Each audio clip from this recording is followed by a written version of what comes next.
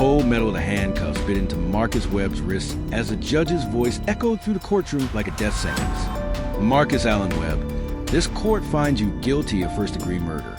You are hereby sentenced to life in a maximum security prison with no possibility of parole for 25 years. The room spun. Marcus gripped the edge of the defense table, so hard his knuckles turned white. His mother screamed from the back of the room, a sound so raw and broken that people 3 rows away started crying. His little sister Destiny covered her face with both hands.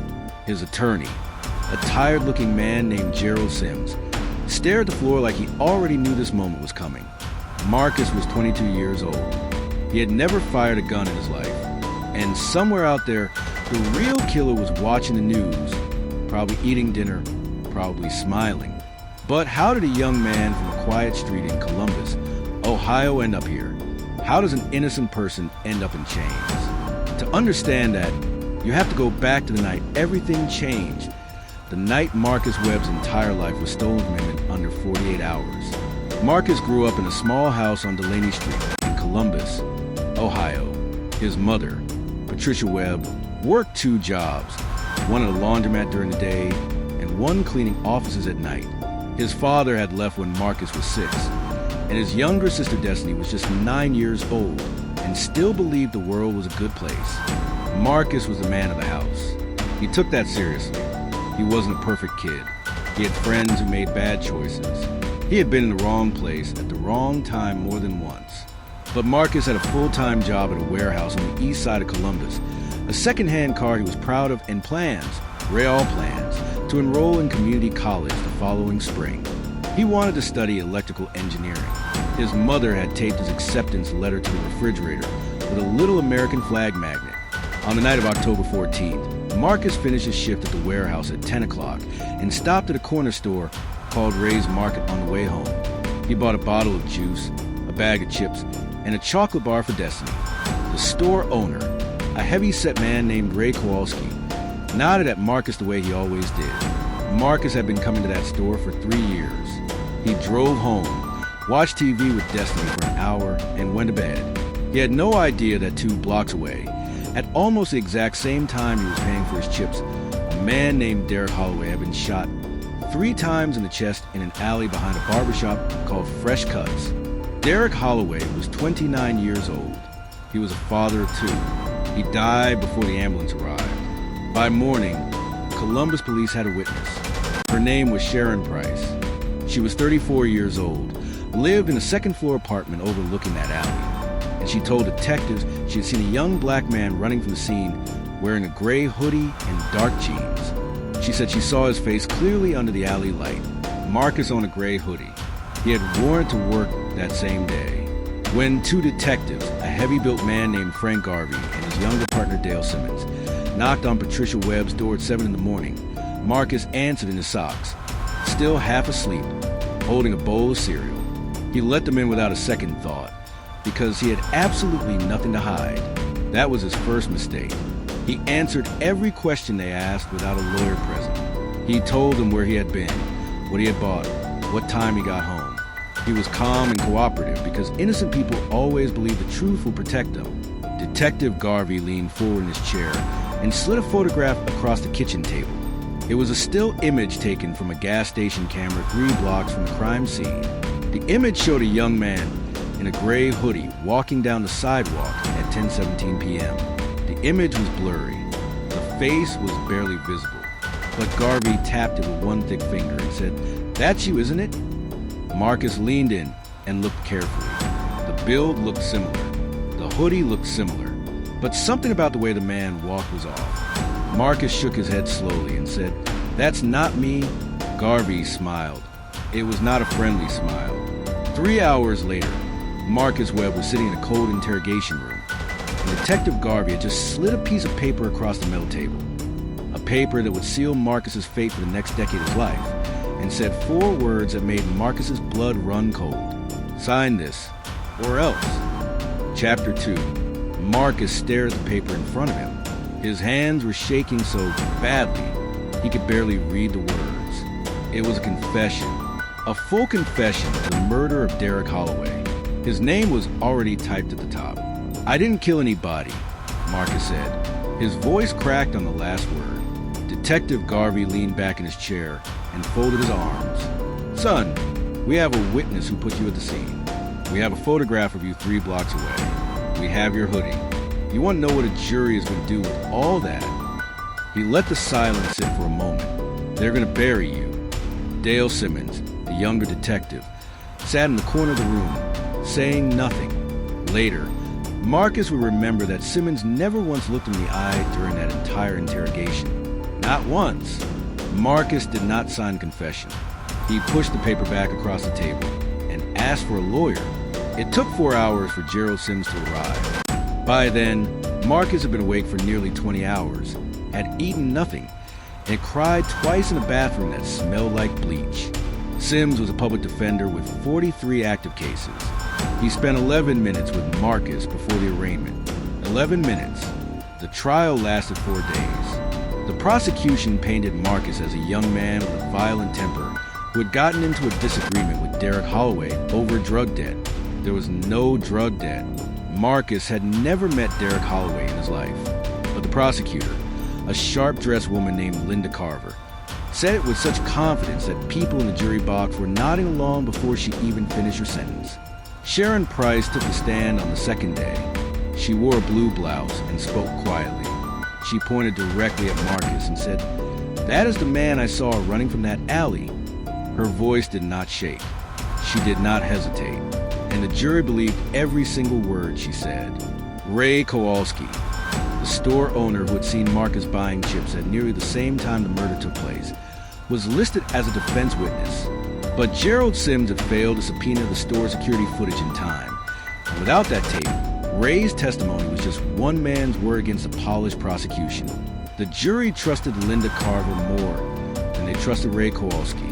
On a cold Thursday morning in February, Marcus Webb was found guilty of first-degree murder and sentenced to life in Chillicothe Correctional Institution, one of Ohio's toughest maximum security prisons. He was 22 years old. The first year inside Chillicothe nearly broke him, not because of the violence, though there was plenty of that. It was a silence of being forgotten that cut the deepest. His mother visited every 2 weeks at first, then once a month, then whenever she could afford the bus fare. Destiny stopped visiting after her first year of high school. She couldn't explain why. She just couldn't look at her brother through that thick pane of glass anymore, without feeling like something inside her was tearing apart. Marcus spent his first 18 months in a constant state of rage. He fought twice in the yard, once over something as small as a stolen book, and earned himself 2 stints in solitary confinement. Solitary was a 6x8 cell, with a light that never fully turned off. He slept with a thin blanket pulled over his face just to escape it. In his second year, something shifted. A prison chaplain named Reverend Calvin Brooks started a weekly reading group in the chapel on Wednesday evenings. Marcus showed up the first time only because it got him out of his cell for 90 minutes. He showed up the second time because something Reverend Brooks said stayed with him all week. "The only thing a man truly owns in this world," the Reverend had said, looking slowly around the room at each face, "is his mind. They can take everything else. But not that. Not unless you let them." Marcus started reading. Then he started writing. Long, detailed letters to anyone he thought might listen. Innocence projects, law school clinics, civil rights organizations.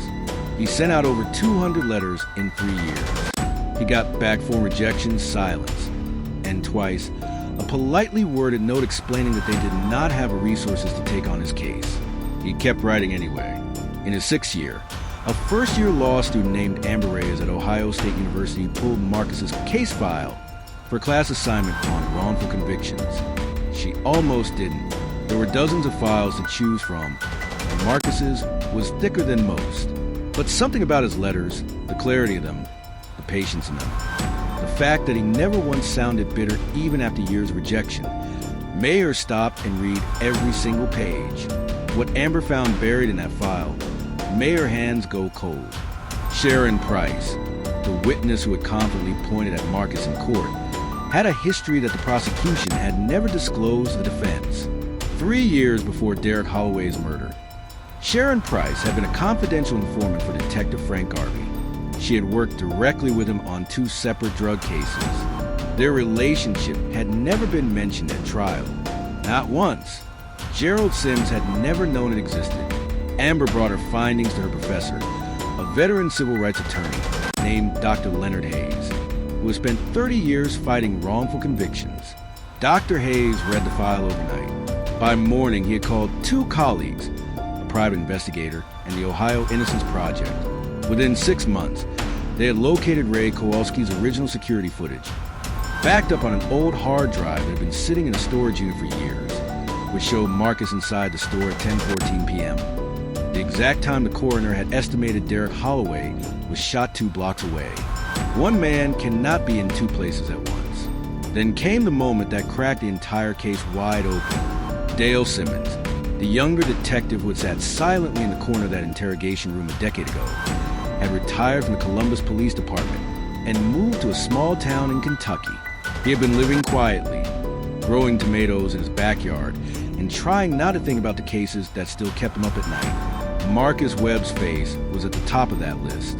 When Dr. Hayes' investigator knocked on Simmons' door on a Tuesday afternoon, the retired detective stood in the doorway for a long moment, looking at the photograph of Marcus Webb the investigator was holding. Then he stepped aside and said, "Come in. I've been waiting for somebody to show up for a long time."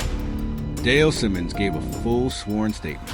He told them that Frank Garvey had coached Sharon Price before she took the stand. He told them that Garvey had known the gas station photograph was too blurry to be used as real evidence, but had used it anyway to pressure Marcus into confessing.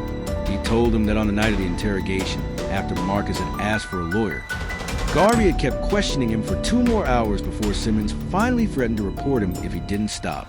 He told him he'd been too afraid and too young to speak up at the time, and that not a single day had passed since that he wasn't ashamed of it. Detective Frank Garvey had died of a heart attack 4 years earlier.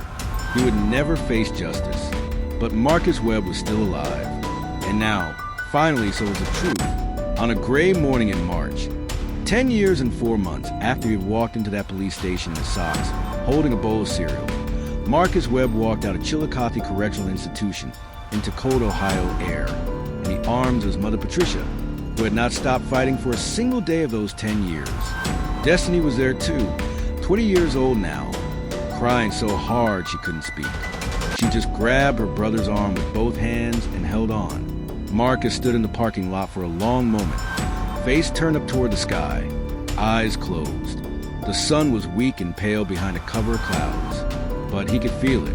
He could feel all of it. The wind, the cold, the sound of cars on the highway, the smell of his mother's coat, the feeling of ground beneath his feet that wasn't concrete surrounded by razor wire. A reporter called out from behind a barrier asking how he felt. Marcus opened his eyes. He thought about the 11-minute meeting with a public defender. He thought about 200 unanswered letters. He thought about a first-year law student who almost chose a different file.